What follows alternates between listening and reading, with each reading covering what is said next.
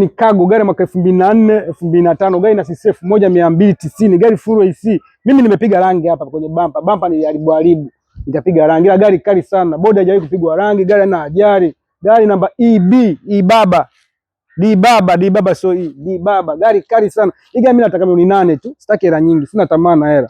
Tairi zote mpya, gari kali sana. Naonyesha interior ya ndani ya gari jinsi ilivyo. Njoo aonyeshe ndani hapa. Muone ndani jinsi ilivyo. Gari kali sana, umeona? Gari full AC, full document, gari haina kipengele chochote. Naonyesha na siti za nyuma. Mkubali mimi nimenyoka. Nikikwambia kuwa magari TZ ni ya Watanzania wote, na hakikisha na wewe uwezo wako ni mdogo unapata kitu ambacho kiko bora kama hii Fan Cargo. Gari ni nzuri, gari ni kali sana. Naonyesha kwenye buti hapo. Mlango kidogo nao umebana mpaka nitumie ufunguo.